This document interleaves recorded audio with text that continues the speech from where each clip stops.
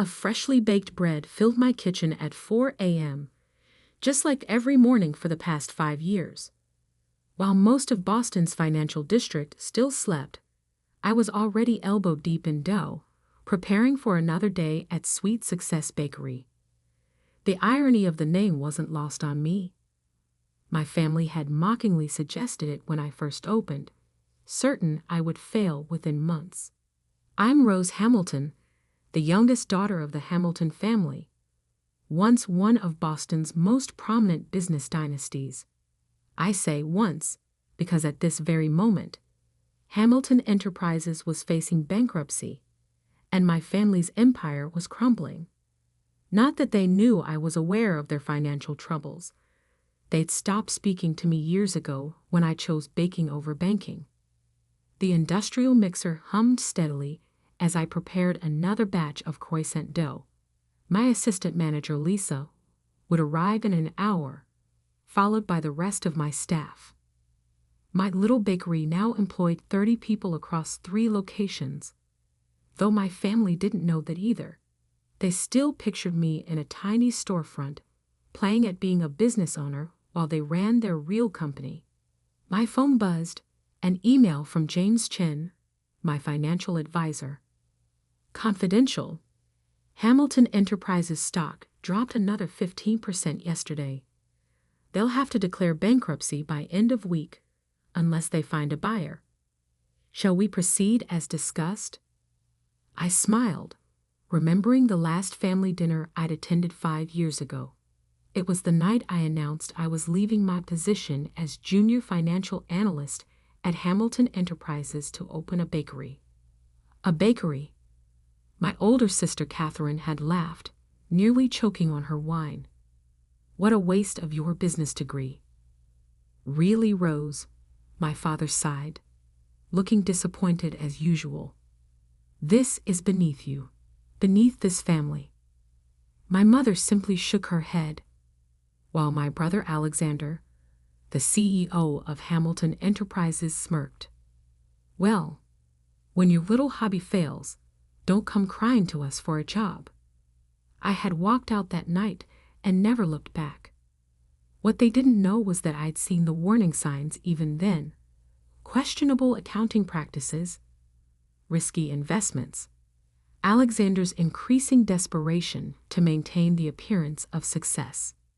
I had tried to warn them, but who would listen to the baby of the family who just wanted to bake cookies?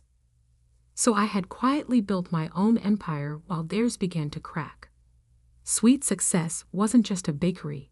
It was the flagship of Sweet Success Enterprises, a corporation that now included a wholesale business supplying high-end restaurants, a cooking school, and a line of specialty baking ingredients sold in stores across New England. Last year's revenue, $22 million. But on paper, everything was hidden under shell companies and different names. To the world, and my family, I was just the owner of a modest bakery chain. The bell above the back door chimed as Lisa arrived. Morning, boss. Ready for another busy day? I wiped flour from my hands and checked my phone one more time. Another email, this one from my lawyer. All paperwork in place. Ready to move whenever you give the word.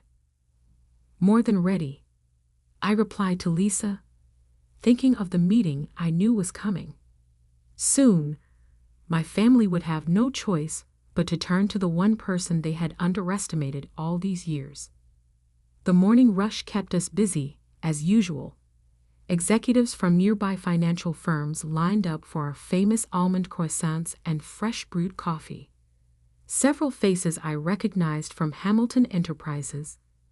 Mid-level managers who had no idea their company was about to implode, or that their CEO's little sister was the one serving them breakfast. Around 10 a.m., my phone rang, a number I hadn't seen in years. Catherine. Rose? Her voice had lost its usual condescending tone, replaced by barely concealed panic. We need to talk. It's important.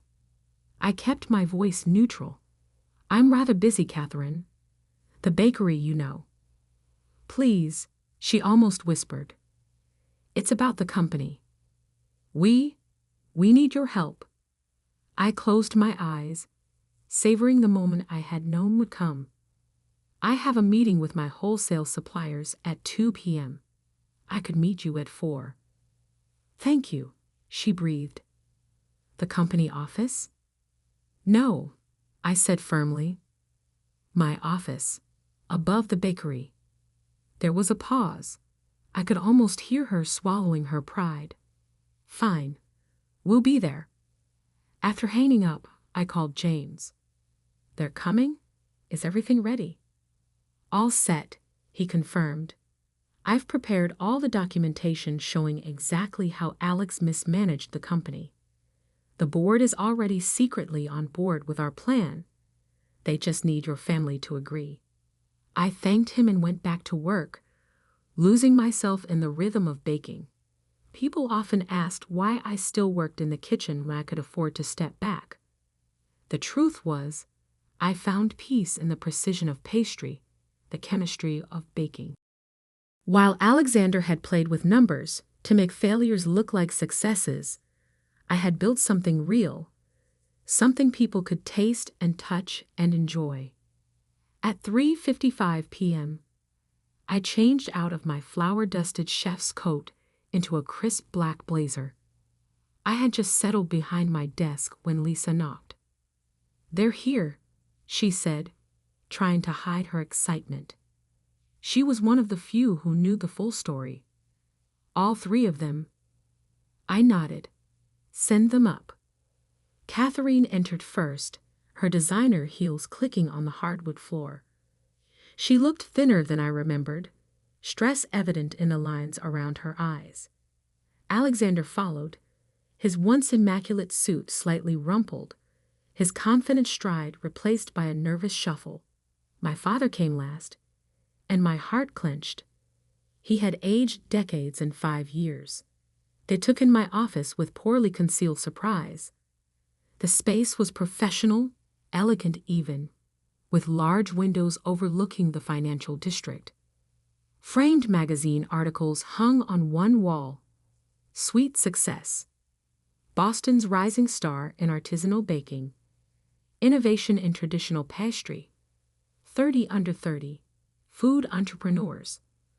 I wondered if they'd ever bothered to read any of them. Thank you for meeting with us, Catherine began, clearly appointed as spokesperson. We need your signature. I raised an eyebrow. My signature?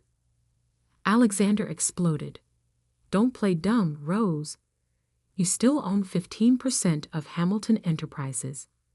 We need all shareholders to agree to the sale, or everything is lost. I leaned back in my chair. The sale to Global Dynamics? For pennies on the dollar? The same sale that would leave all our employees without severance, our suppliers unpaid, and our family name in ruins? They stared at me. How did you?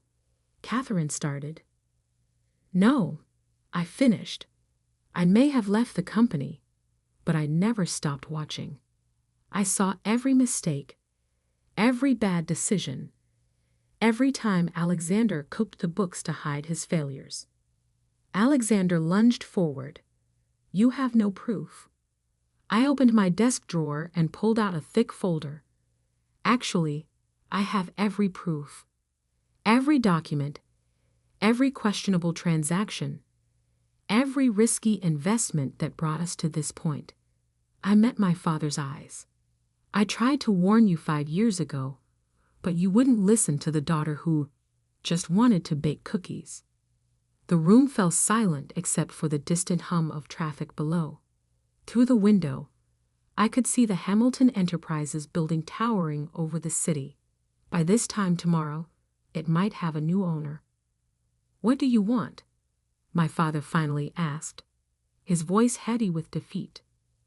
I stood up slowly. I want to save the company, save the jobs, save our family's legacy. I pressed a button on my phone. James, please come in.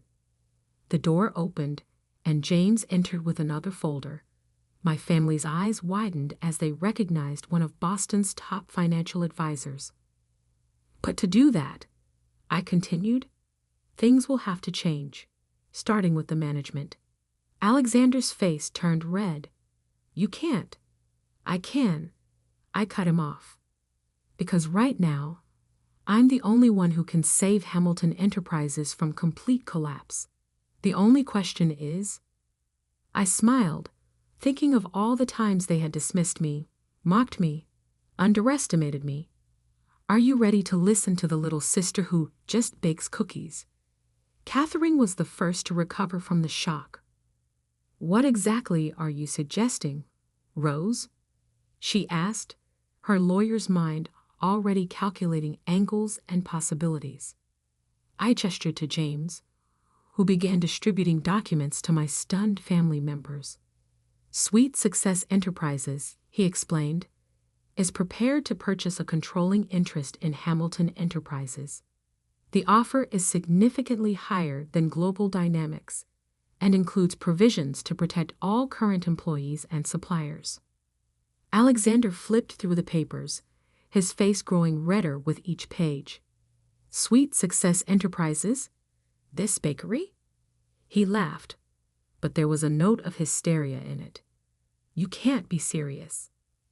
Actually, I pressed a button on my laptop, turning the wall-mounted screen on to display a corporate overview. Sweet Success Enterprises is a privately held corporation with annual revenue of $22 million, zero debt, and significant cash reserves.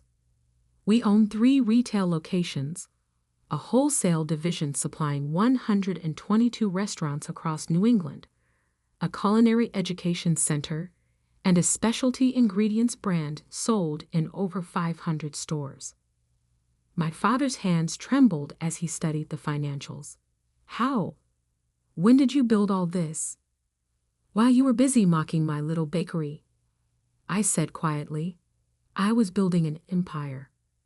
One customer, one product, one location at a time. No shortcuts, no cooked books, no risky investments. Just honest work and genuine growth. Catherine's legal training kicked in.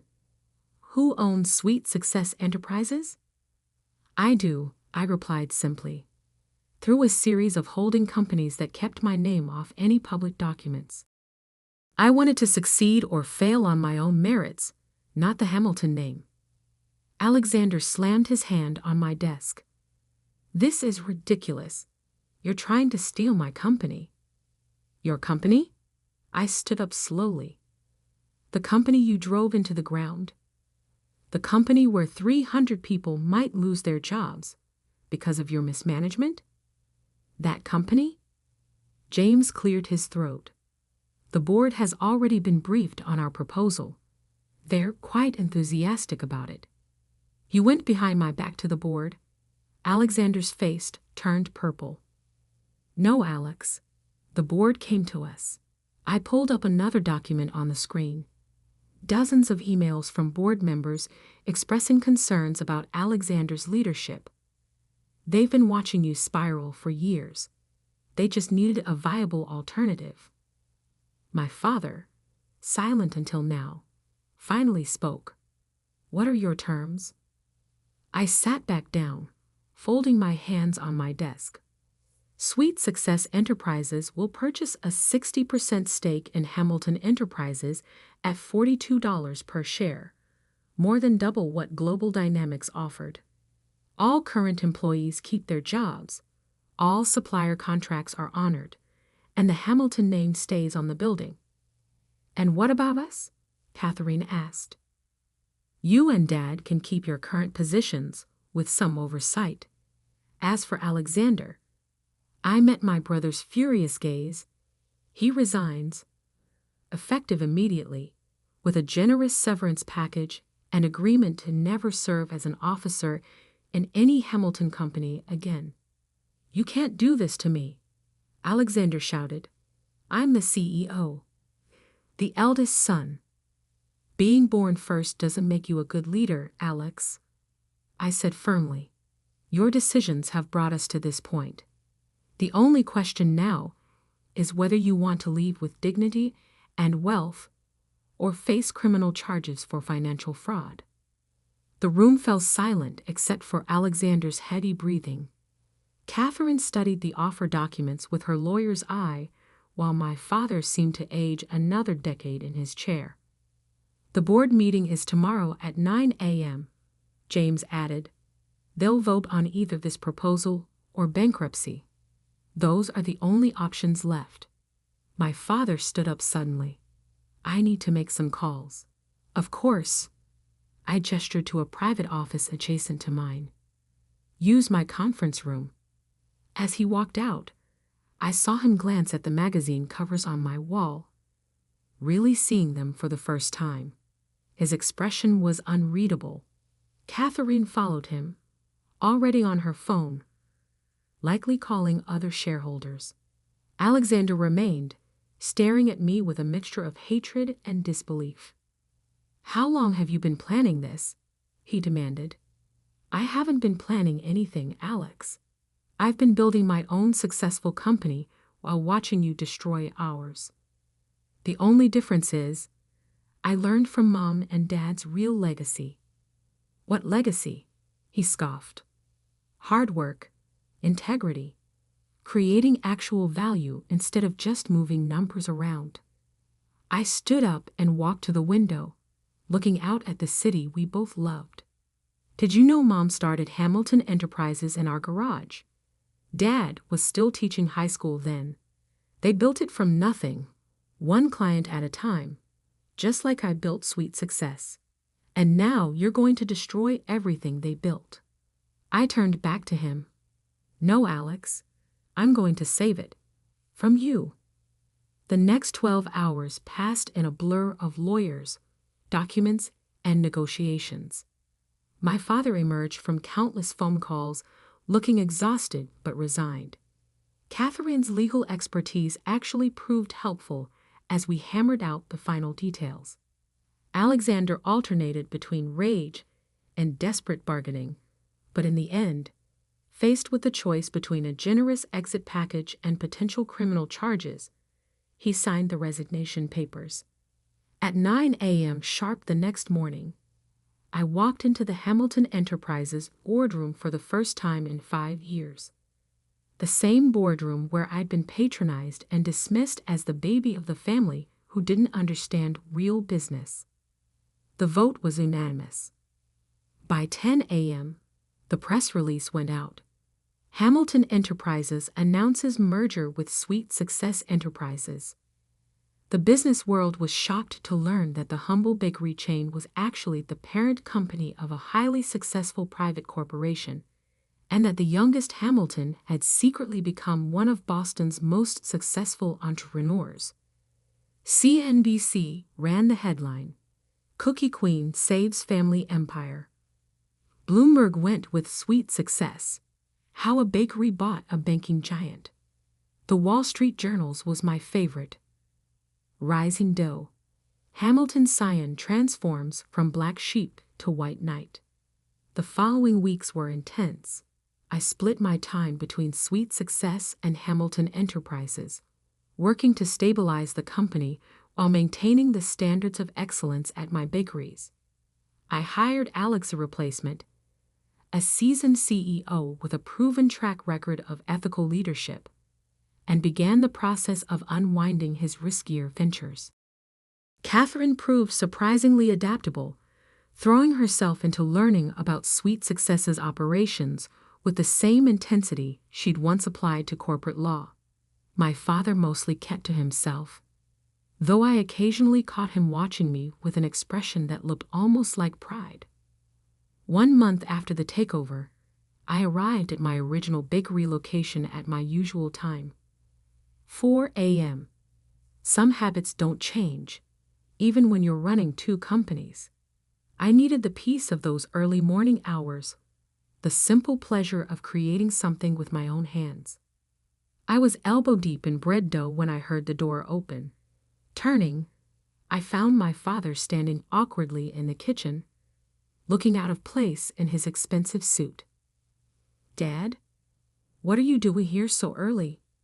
He stepped forward, inhaling deeply. "It smells like Mom's kitchen," he said softly. "Remember how she used to bake every Sunday?" I nodded, unexpected tears pricking my eyes. Mom had died when I was in college, before I discovered my passion for baking.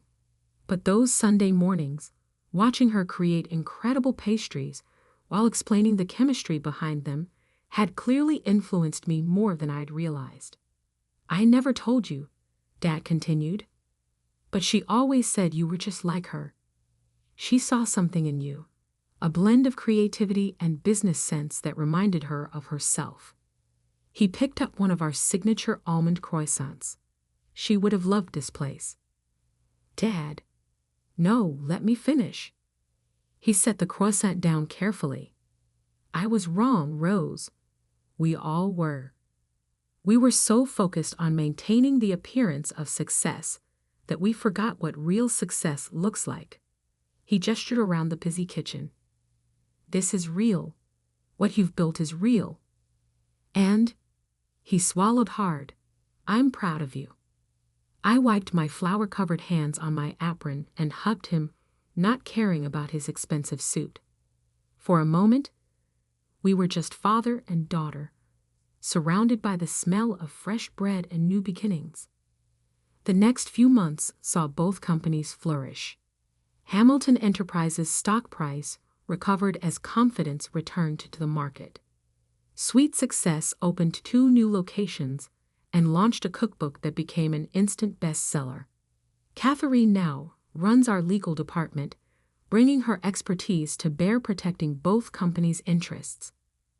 My father serves as an advisor, though he's mostly retired, focusing on teaching business ethics at local colleges, a ironic twist that's not lost on anyone.